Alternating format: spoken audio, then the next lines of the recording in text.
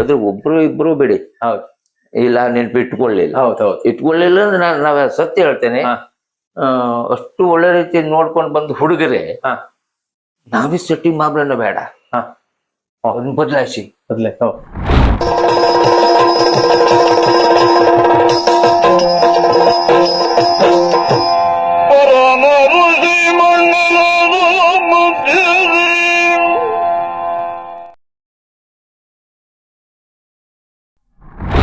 ನಮಗೂ ಬೇತಿ ಹೆದರಿಕೆ ಎದುರವ್ರಿದ್ದಾರೆ. ಹೌದಪ್ಪ, ಅವ ನಮ್ಗೆ ಇಡುವುದೇ ಇಲ್ಲ. ಅವ ಹುಲಿ, ಅವ ಹೋರಾಟಗೆ.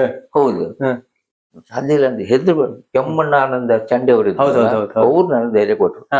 ಏಯ್, ನಾನಿರೋದು ರಂಗಸ್ಥಳದಲ್ಲಿ, ಹೆದರ್ಬೇಡ, ನೀನ್ ಮಾಡ್ಕೊಂಡ್ ಬಾ. ಅವ್ರ ಧೈರ್ಯದ ಮೇಲೆ ಮಾಡಿದೆ. ಮರಿಯಪಾತ್ಯಾರ ಪದ್ಯ, ಮರಿಯಪಾತ್ಯಾರ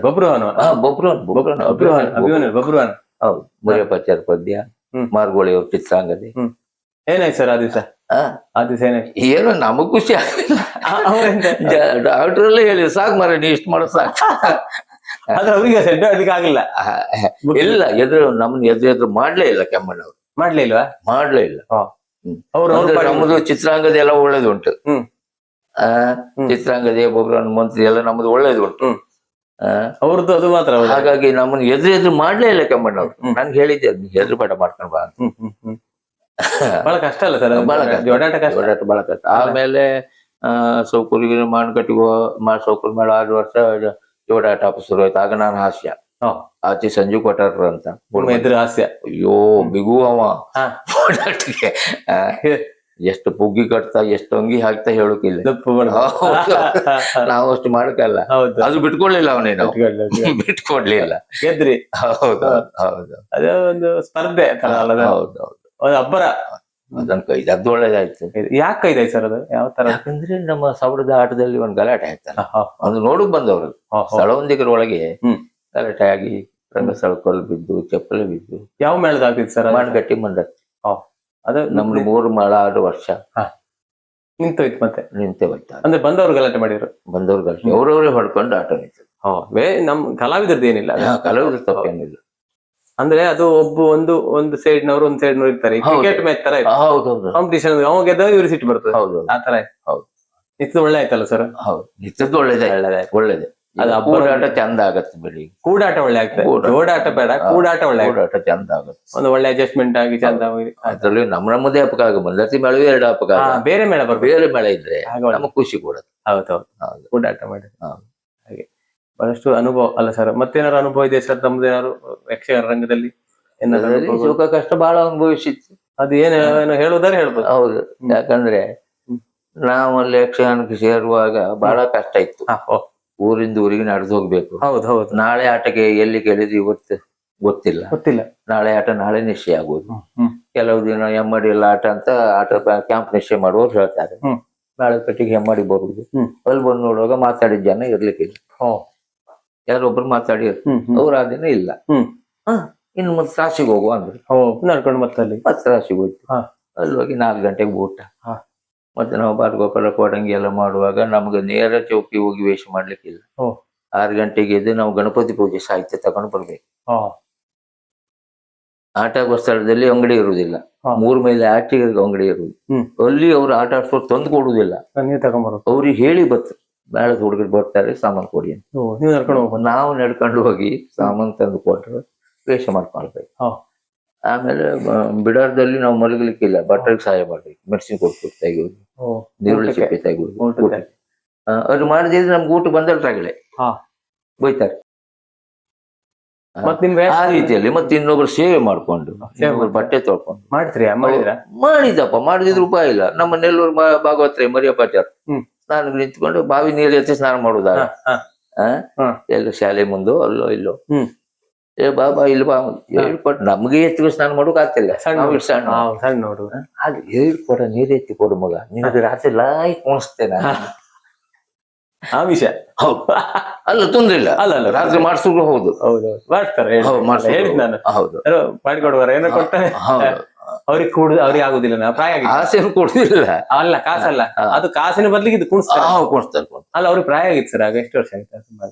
ಆಗ ನಾರ್ಮಲ್ ಸೇರುವಾಗ ಅವ್ರಿಗೆ ಒಂದು 35-40 ವರ್ಷ ಅಷ್ಟೇ. ಕೊಂಗಾಟದಲ್ಲಿ ಹೇಳು. ಕೊಂಗಾಟದ ನೀವು ಎತ್ತಿ ಕೊಟ್ಟಿದ್ರಿ. ಎತ್ತು ಕೊಟ್ಟಿದ್ರೆ ಹಿರಿಯರ ಸೇವೆ ಮಾಡ್ಬೇಕಿತ್ತು. ಮತ್ತೆ ಈ ಕೋಡಿಶಂಕರ್ ಗಾಣಿಗರೆಲ್ಲ ಮಾಡಿಸ್ಕೊಂಡವ್ರಲ್ಲ, ವಿಶ್ವನಾಥರ ಮಾವ ಇದ್ರಲ್ಲ ಅವರೆಲ್ಲ ಅದೆಲ್ಲ ಮಾಡಿಸ್ಕೊಂಡವ್ರಲ್ಲ, ಸ್ವಂತ ಅವ್ರದ್ದು ಏನಿದ್ರು. ಆಮೇಲೆ ನಾವು ಅಷ್ಟು ಕಷ್ಟದಲ್ಲಿ ಯಕ್ಷಗಾನ ಕಲ್ತದ್ದು. ರಂಗಸ್ಥಳದಲ್ಲೂ ಪೆಟ್ಟು ತಿಂದಿತ್ತು, ಚೌಕಿಯಲ್ಲೂ ಹಿರಿಯ ಕಲಾವಿದ್ರು. ಹೌದು. ಯಾರು ಸರ್? ಅಂದ್ರೆ ಒಬ್ರು ಇಲ್ಲಿ ಶೆಟ್ಟರಗಟ್ಟೆ ದೇವಸ್ಥಾನ, ಅರ್ಧನಾರೇಶ್ವರ ದೇವಸ್ಥಾನ ಇದ್ರಿಗೆ ಆಟ ರಾಜ ಯಯಾತಿ ಪ್ರಸಂಗ. ನಾವು ವನಪಾಲಕರು ಮಾಡ್ಕೊಂಡು ಹೋಗಿ ವಂಡರ್ ಬಸವನ ಏರಿಯವರು ಯಯಾತಿ ಹೋಗುವಾಗ ಅಲ್ಲಿ ಒಂದು ತಮಾಷೆ ಮಾಡೋದಿತ್ತು ವನಪಾಲಕರ ಹತ್ರ. ಈಗ ಒಂದ್ ಜಿಂಕೆ ಕೊಂದವ್ರು ಯಾರು, ಅವ್ರಿಗೆ ಬಹುಮಾನ ಉಂಟು ಅಂತ ಕೇಳುವುದು. ನಾನು ನಾನು ನಾನು ಅಂತ ನಾವು ನೀನ ಜಿಂಕೆನ ಯಾರಾದ್ರೂ ಕೊಲ್ತಾ ಇರ ಸಾಧು ಪ್ರಾಣಿನ, ನಿನಗ್ ಶಿಕ್ಷೆ.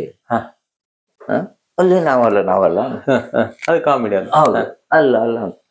ಆ ಸಂದರ್ಭ ಆ ಸನ್ನಿವೇಶ ಮುಗಿದ ಮೇಲೆ ನಮ್ ಜೊತೆಗಿದ್ದ ಹುಡುಗ ಒಬ್ಬ ತರುರಾಗ್ಲೇ ಮಾಡ್ದ, ಆಚೆ ನಿಂತು ಹತ್ರ ನಾನಿದ್ದಲ್ಲ, ಆ ಬಾಣದ ಕಡ್ಡಿಯಲ್ಲಿ ಹೊಡೆದಿದ್ರು ಯಾರು ಮಂಡರ್ ನನ್ನ ಪೆಟ್ಟು ಬಿದ್ದದ್ದು ನನಗೆ. ತಪ್ಪು ಮಾಡಿದವ್ರು, ತಪ್ಪು ಮಾಡಿದ್ ಮತ್ತೆ. ಆಮೇಲೆ ರಂಗಸ್ಥಳದಲ್ಲಿಯೂ ಹಿಂದಿನ ನಾವು ತಪ್ಪಿದ್ರೆ ಮರುದಿನ ಊಟ ಮಾಡ್ಲಿಕ್ಕೆ ಬಿಡೋದಿಲ್ಲ. ಹಿರಿಯ ಕಲಾವಿದ್ರು ಅವರೇ ನನಗೆ ಮಾಡಿದ್ರು ಪನಿಷ್ಮೆಂಟ್. ಹೌದು, ಇಲ್ಲಿ ಅಮೃತೇಶ್ವರ ದೇವಸ್ಥಾನ ಬಾಗಿಲಲ್ಲಿ ಆಟ, ತಾಮ್ರಧ್ವಜ ಕಾಳಗ, ಭೀಷ್ಮ ವಿಜಯ ಪ್ರಸಂಗ. ಗುಣಮಿ ಬಸವಣ್ಣ ಅಂತ ಒಬ್ರು ಇದ್ದಿದ್ರು, ಭಾಗವತಿಗೆ ಮಾಡ್ತಿದ್ರು, ವಿಶ್ವ ಮಾಡ್ತಿದ್ರು. ಅವ್ರು ಲಿಸ್ಟ್ ಮಾಡುದು ಕಮರ್ಷಿಯಲ್ ಮಾಡಿ. ಮಳೋಲಿ ಅಂತಶೆಟ್ರು ಅಂತ ಒಬ್ರು ಇದ್ರು, ಅವರಿಗೆ ತಾಮ್ರಧ್ವಜ ನಮ್ಮಂತ ನಕಲ ಧ್ವಜ. ಆಮೇಲೆ 2ನೇ ಪ್ರಸಂಗಕ್ಕೆ ಭೀಷ್ಮ ವಿಜಯದಲ್ಲಿ ಅಪ್ರತವರ್ಣ ಹಾಕಿದ್ರು, ಅವ್ರು ಸಣ್ಣ ವೇಷ. ಅವ್ರು 3ನೇ ವೇಷದವ್ರು, ಅವ್ರಿಗೆ ಸಣ್ಣದಾಗಿ ಕಾಣ್ತಾರೆ. ನನ್ನ ಹತ್ರ ಬಂದ್ರು, ಎರಡು ವೇಷ ಮಾಡ್ತೀಯ, ನಮಗ್ ವೇಷ ಮಾಡೋದು ಚಟ ಚಟ, ನಮ್ಗೆ ಅವಕಾಶ ಸಿಕ್ಕು ಸಾಕು. ಹೌದೌದು ಹೌದು, ಆಯ್ತಂದೆ. ಅವ್ರು ಮಲ್ಕೊಂಡ್ರು, ಅದ್ 2 ವೇಷ ಮಾಡ್ಕೊಂಡು ಹೋದ್. ಎರಡೂ ಅವ್ರ ಎದುರಿಗೆ ಹೊದ್ದು, ಒಂಡರ ಎದುರಿಗೆ. ಭೀಷ್ಮನವರೇ, ತಾಮ್ರಧ್ವಜನೂ ಅವ್ರು. ಮುನ್ನೂರು ದೇವಸ್ಥಾನದಲ್ಲಿ ಆಟ ಮಾಡೋ ಜನ ಮಧ್ಯಾಹ್ನ ಊಟ ಮಾಡೋಕ್ ನನ್ಗೆ ಬೆಲೆ ಇರಲ್ಲ. ಏನು ಧೈರ್ಯ ನಿನ್ಗೆ? ನನ್ನ ಭೀಷ್ಮನಿಗೆ ನಿನ್ನ ಅಪ್ರತವಣ ಅಲ್ಲನಾ? ಆತರ ಆತರ ಎಲ್ಲ ಮೊದ್ಲಿಗೆ. ಈಗ ಹಾಗಲ್ಲ, ಕಲಾವಿದ್ರಿಗೆ ಬಹಳ ಸುಖ. ಯಾಕಂದ್ರೆ ಮೇಳಕ್ ಬರ್ಬೇಕು, ವಾಡಂಗಿ ಮಾಡ್ಬೇಕಂತಿಲ್ಲ, ನಿತ್ವೇಶ ಮಾಡ್ಬೇಕಂತಿಲ್ಲ, ಕೇಂದ್ರಕ್ಕೆ ಹೋಗಿ ಕಲ್ತು ಸರ್ಟಿಫಿಕೇಟ್ ಹಿಡ್ಕೊಂಡ್ ಬರ್ಬೇಕು, ಸ್ಥಾನದಲ್ಲೇ ಕೂತ್ಕೊಳ್ತಾರೆ. ಯಾರು ಸೇವೆ ಮಾಡೋದು ಬೇಡ ಬೇಡ ಬೇಡ. ಆ ಮಟ್ಟಿಗೆ ಸಂತೋಷ. ಈಗ ಯಾರು ಹಂಗಿಲ್ಲ, ಯಾರು ಹಂಗಿಲ್ಲ. ಹೌದು, ನಾವಲ್ಲ ಹಾಗಲ್ಲ, ಬಹಳ ಕಷ್ಟದಲ್ಲಿ ಕಲ್ತವ್ರು. ತುಂಬಾ ಕಷ್ಟ ಸರ್, ನಾವು ಹೇಳ್ತೆಲ್ಲ ಕೇಳಿದ್ರೆ. ಮತ್ತೆ ನಡ್ಕೊಂಡೇ ಹೋಗ್ಬೇಕು ಒಂದು ಕಡೆ. ಈಗ ನಮ್ಮ ಜೊತೆ ಅದೆಲ್ಲ ಹಾಕ್ತಿದ್ರ, ಸೊಪ್ಪು ಹಾಕ್ತಿದ್ರಂತಲ್ಲ ಸರ್? 2 ದಾರಿ ಇದ್ರೆ ಯಾವ ದಾರಿಯಲ್ಲಿ ಹೋಗ್ಬೇಕು ಹಿಂದಿನ ಗೊತ್ತಿದ್ದವ ಮುಂದೆ ಹೋಗುದ. ಅವ್ ಒಂದು ಸೊಪ್ಪು ಆ ದಾರಿ ಹಾಕಿ ಹೋದ. ನಾವು ಇಲ್ಲಿ ಬಂದವ್ರಿಗೆ 2 ದಾರಿ, ಸೊಪ್ಪಿಲ್ಲ ಉಂಟು. ಇಲ್ಲೇ ಎಲ್ಲ ಗಾಳಿ ಬಂದು ಈ ಕಡೆ ಬಂದು ಈ ದಾರಿ ಅಲ್ಲ, ಆಗ ಮಾಡುವವರು ಇದ್ರು ಬೇಕಂತ. ನಮ್ಮವ್ರೇ ಗೊತ್ತಿದ್ದವ್ರೆಲ್ಲ ಹಾಕಿದ್ರು, ಮತ್ತವ್ರು ಬಂದವರು ಈಚೆ ಹಾಕಿ ಅಲ್ಲಿ ನಾವು ಸುತ್ತ ಹಾಕಿಬಹುದು. ಅದು ಇತ್ತು ಮೇಳದಲ್ಲಿ. ಅಯ್ಯೋ ತುಂಬಾ ಉಪದ್ರ, ತುಂಬಾ ಉಪದ್ರ. ಈಗ ನಾವು ಅಷ್ಟು ಕಷ್ಟ ಅನುಭವಿಸಿರ್ತೀವಿ. ನಮ್ಮ ಜೊತೆಯಲ್ಲಿ ಇದ್ದ ಹುಡುಗರನ್ನ ಬಹಳ ಹೊಂದಾಣಿಕೆಯಿಂದ ನಾವು ತಗೊಂಡು ಹೋಗ್ತೇವೆ.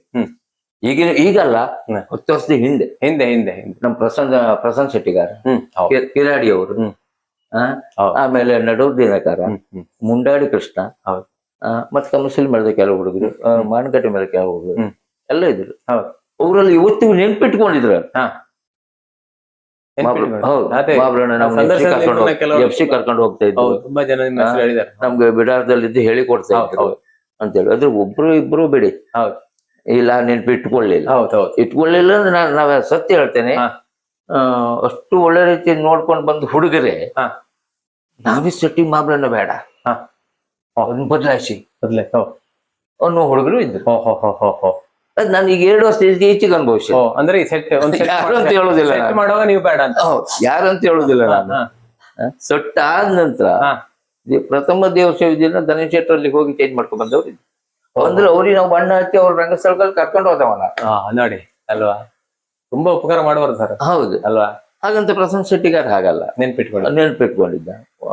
ಸಾಲಿಗ್ರಾಮದಲ್ಲಿ ಸ್ಥಾನ ಸಿಕ್ಕಿದ ಕೂಡಲೇ ನಾನು ಅಲ್ಲಿ ಬಂದಿದ್ದ. ಮತ್ತೆ ನಿಮ್ಮಂತವ್ರ ಆಶೀರ್ವಾದದಲ್ಲಿ ನಮ್ಗೆ ಸ್ಥಾನ ಸಿಕ್ತು. ನಿಮ್ಮ ಆಶೀರ್ವಾದ ಸದಾ ಇರ್ಲಿ. ಮತ್ತೆ ನಾಳೆ ಸೇವೆ ನಮ್ದು ಹೋಗ್ತೇನೆ ಅಂತ ಹೇಳಿ ಹೋಗಿದ್ದೆ. ಹೌದು, ಅಷ್ಟು ಒಳ್ಳೆ ಹುಡುಗ. ಹೌದು. ಆಮೇಲೆ ಒಂದಿನ ಮಧ್ಯದಲ್ಲಿ ನಮ್ಮ ಆಟಕ್ಕೆ ಬಂದಾಗ ಚೇತನ ಮತ್ತು ಪ್ರಸಂಗ, ಹಾ.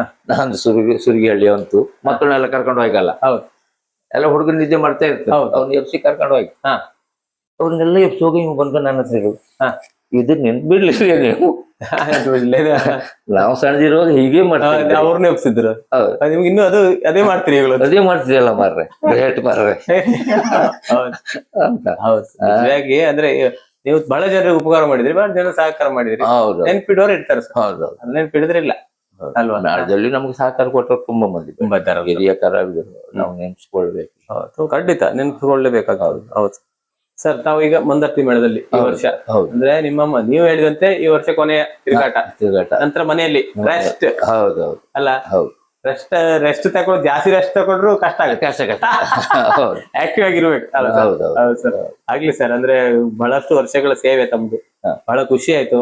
ನಮ್ಮ ಮನೆಗೆ ಬಂದ್ವಿ, ತಮ್ಮ ಜೊತೆ ಮಾತಾಡಿದ್ವಿ, ಬಹಳಷ್ಟು ವಿಷಯ ನಮ್ಗೆ ತಿಳಿಯಪಡಿಸಿರಿ. ನಿಮ್ಮ ಆಗಿನ ಕಾಲದ ಕಷ್ಟ, ಈಗಿರುವಂತ ಸುಖ, ಎಲ್ಲ ವ್ಯತ್ಯಾಸಗಳು. ಅಂದ್ರೆ ಆಗಿನ ದುಡ್ಡಿಗಾಗಿ ಬಹಳ ಕಷ್ಟ ಇತ್ತು, ಈಗ ಎಲ್ಲ ಯಕ್ಷಗಾನ ಕಲಾವಿದರಿಗೆ ದುಡ್ಡು ಜಾಸ್ತಿ ಅಂತಲ್ಲ, ಒಂದು ಬಹಳ ಪ್ರಚಾರ ಇದೆ ಈಗ. ಪ್ರಚಾರ ಯಕ್ಷಗಾನಕ್ಕೆ ವ್ಯಾಲ್ಯೂ ಇದೆ. ಯಾಕಂದ್ರೆ ನಾವು ಕೂಡ ಭಾವಸುಂದರ ಮಾಡ್ತಾ ಮಾಡ್ತಾ ನಮಗೂ ಗೊತ್ತಾಗ್ತದೆ ಯಕ್ಷಗಾನಕ್ಕೆ ನಮ್ಮ ಈ ದಕ್ಷಿಣ ಕನ್ನಡ ಜಿಲ್ಲೆ, ಉಡುಪಿ ಜಿಲ್ಲೆ ಎಲ್ಲ ಕಡೆಯಲ್ಲಿ ಬಹಳಷ್ಟು, ಅಂದ್ರೆ ಎಲ್ಲ ನಮ್ಮ ಈ 4-5 ಜಿಲ್ಲೆಗಳಲ್ಲಿ ಬಹಳಷ್ಟು ವ್ಯಾಲ್ಯೂ ಇದೆ. ಮತ್ತೆ ಹೊರಗಡೆ ಕೂಡ ಅಷ್ಟೇ ಗೌರವ ಇದೆ.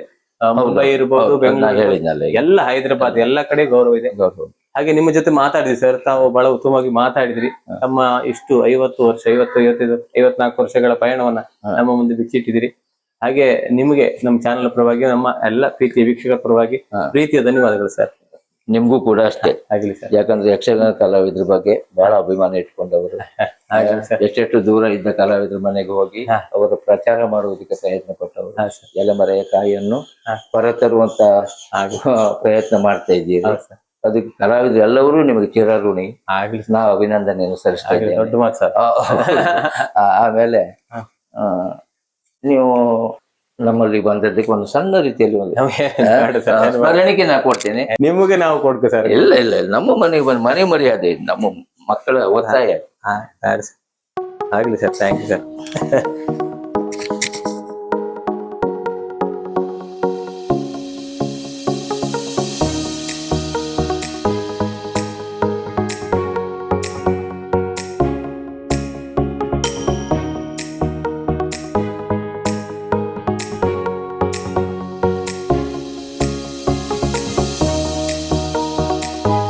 ಆತ್ಮೀಯ ವೀಕ್ಷಕರೇ, ಇದಾಗಿತ್ತು ಮಹಾಬಲ ದೇವಾಡಿಗ ಸರ್ ಅವರ ಭಾವಸ್ಪಂದನ.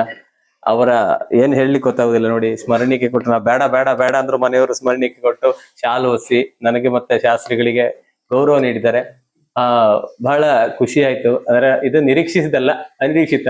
ನಾವು ನಿಜವಾಗಿ ಕಲಾವಿದರ ಸಪೋರ್ಟಿಗಾಗಿ ಬಂದದ್ದು. ನಮಗೆ ಸಪೋರ್ಟ್ ಮಾಡ್ತಿದ್ದಾರೆ ಮಹಾಬಲ ದೇವಾಡಿಗರು ಮತ್ತೆ ಅವ್ರ ಮನೆಯವರೆಲ್ಲ ಸೇರ್ಕೊಂಡು. ಅವರಿಗೆ ನಿಮ್ಮೆಲ್ಲರ ಪರವಾಗಿ, ಇದೆಲ್ಲ ನನಗೆ ಮತ್ತೆ ನಿಮ್ಗೆಲ್ಲರಿಗೂ ಸೇರಿದ್ದು, ನಿಮ್ಮೆಲ್ಲರ ಪರವಾಗಿ ಪ್ರೀತಿಯ ಧನ್ಯವಾದ ತಿಳಿಸೋಣ. ಬಹಳ ಖುಷಿ ಆಯ್ತು ಇವರ ಮನೆಗೆ ಬಂದು. ಅದೇ ರೀತಿ ಎಲ್ಲ ಕಲಾವಿದರ ಮನೆಗೆ ಹೋಗಿ ಈ ಭಾವಸ್ಪಂದನ ಕಾರ್ಯಕ್ರಮ ಮಾಡ್ತಾ ಇದ್ವಿ. ಈ ಕಾರ್ಯಕ್ರಮ 200 ಎಪಿಸೋಡ್ ದಾಟಿದೆ. 200 ನಂತರ ಈಗ ಮುಂದುವರಿತಿದೆ. ಕನಿಷ್ಠ ಒಂದು 7 ತಿಂಗಳ ಹತ್ರ, 6-6.5 ತಿಂಗಳಾಯ್ತು. ಎಲ್ಲರೂ ಸಪೋರ್ಟ್ ಮಾಡ್ತಾ ಇದ್ದೀರಿ. ಇದೇ ರೀತಿ ಸಪೋರ್ಟ್ ಮಾಡಿ. ಅದು ಮುಖ್ಯವಾಗಿ ಕಲಾವಿದರ ಸಪೋರ್ಟ್. ಕಲಾವಿದರು ಬಂದು ನಮ್ಮೊತ್ತಿಗೆ ಮಾತಾಡ್ಬೇಕು, ಅವ್ರು ಮಾತಾಡ್ತಿದ್ದಾರೆ, ಅವರ ವಿಷಯ ನಿಮಗೆ ತಿಳಿಸ್ತಿದ್ದೇವೆ. ಹಾಗೆ ಮುಂದಿನ ವಾರ ಇನ್ನೋರ್ವ ಅತಿಥಿಯೊಂದಿಗೆ ನಿಮ್ಮ ಮುಂದೆ ಬರ್ಲಿಕ್ಕಿದ್ದೇನೆ. ಹಾಗೆ ನೋಡ್ತಾ ಇರಿ ಭಾವಸ್ಪಂದನ. ಪ್ರತಿದಿನ ರಾತ್ರಿ 8 ಗಂಟೆಗೆ ರಾಜೇಶ್ ಷಣ್ಮುಖ್ ಬಾರ್ಕೂರು ಯೂಟ್ಯೂಬ್ ಚಾನಲ್ ನಲ್ಲಿ. ಇದೇ ರೀತಿ ವೀಕ್ಷಿಸಿದ ಎಲ್ಲರಿಗೂ ಪ್ರೀತಿಯ ಧನ್ಯವಾದ ತಿಳಿಸ್ತಾ, ಯಕ್ಷಗಾನಂ ಗೆಲ್ಗೆ, ಯಕ್ಷಗಾನಂ ಬಾಳ್ಗೆ.